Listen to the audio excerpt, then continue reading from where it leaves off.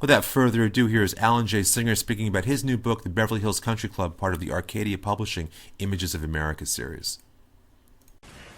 Alan, you live in the area where the Beverly Hills Country Club is located. You were telling me. How many miles away are you from the actual site? About between 5 and 10 miles.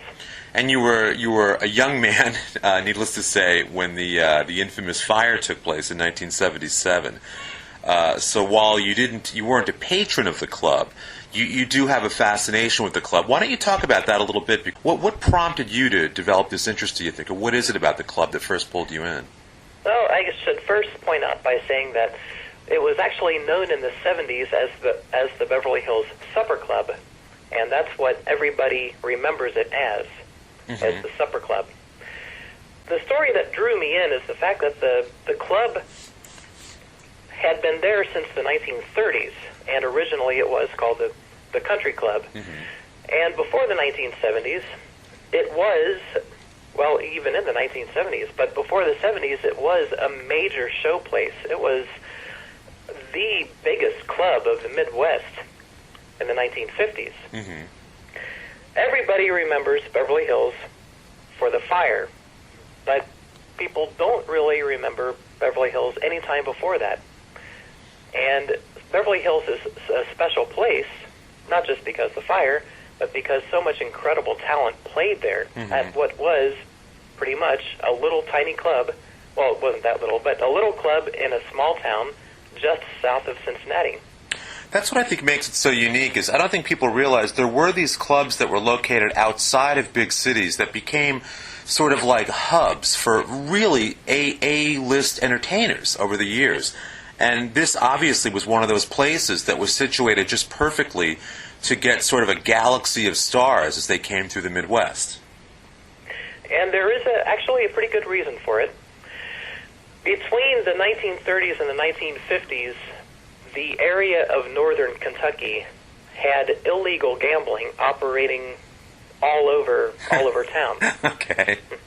And this had been going on since the early 1900s. And what happened it was pretty much centralized in Newport, and Southgate, where Beverly Hills was pretty much right next to Newport. So all of these clubs in the Newport, Southgate, and all the surrounding areas all had gambling casinos. The people who ran these casinos all paid off local law enforcement. And this has been going on for years.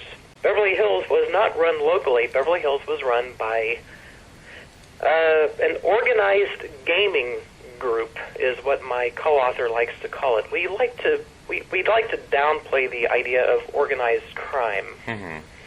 But they were known as the Cleveland Syndicate. And when Beverly Hills started getting really big in the 30s, the Cleveland Syndicate pretty much bought them out. And they also bought out several other clubs in the area. And because the Cleveland Syndicate also had connections outside of the city, the Cleveland Syndicate ran a club in Las Vegas called the Stardust. They were able to bring in really big entertainment. A-list entertainers from Broadway, from Las Vegas, from the movies. All of these entertainers who were on the circuits all played at Cincinnati because the syndicate was able to bring them in, and also because the casino brought in so much money. And since the casino did so well, they were able to afford the high talent. You discovered that there was a gentleman, Earl Clark, your co-author, played saxophone in the house band there in the 1950s, and he took a lot of photos, didn't he? Oh, yes, he took hundreds of photos. And he captured, it looks like, from what I've seen, he really captured the artists, not just in performance, but sort of, backstage and a little less guarded, sort of those casual moments. I mean, how many photos did you go through to put this book together? I went through, personally, about at least 200, at least 300, maybe up to 400. He didn't actually have them on photos. He actually had them all transferred to slides after he took the pictures. And for those listening who don't know, slides are little pieces of cardboard with little pictures in them that you would hold up to light to show on the screen. Well, that was what he did. He took these pictures, put them on slides, and he showed them to his friends. And he's been doing this for the last 60 years. Mm-hmm. So, a very few amount of people have actually seen these pictures. And I suggested that he put these into a book so more people can see them, and he agreed. Well, let's talk about who you have in this book, because I really think it makes this a book that lives beyond just the area. I think this is a book that would appeal not just to people who have heard of the Beverly Hills Supper Club or who are from Kentucky. I think all over the country, if you like celebrity culture, pop culture, entertainment history, this is a book that really pulls together some rare images. Who are some of your favorites in there who are illustrated, who performed at the club? Well, I really like we have two pictures of Liberace in there. Mm-hmm. And Liberace was a superstar when he played at Beverly Hills. I mean, he was what would have been the present-day Michael Jackson before he died. That's right. He would have had the same star power as Michael Jackson in present day as it was in the 1950s. And Liberace was, although he was a superstar, he was also very down to earth, and he didn't mind it when club employees would walk up and talk to him or take his picture. Mm-hmm.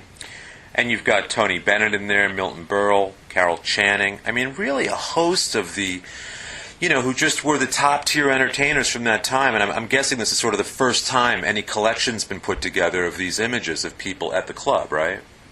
Yeah, this is the first and only book that I've ever even heard of its kind. A book that shows entertainers backstage at a major venue who are just either posing for the camera or maybe sitting there playing cards or just talking to somebody else.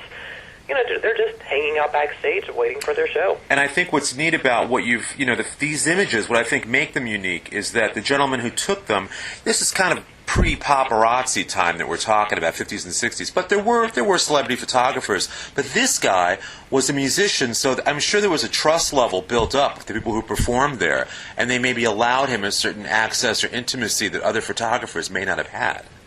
And that is very true. However, Earl has also told me that these performers just loved the camera. He said it's not like today where they shy away from the camera and they don't want their picture taken by paparazzi. He said these people, you walked into their dressing room, you'd say, "Hey, can I take your picture?" They'd say, "Sure," and then they'd stand there and pose.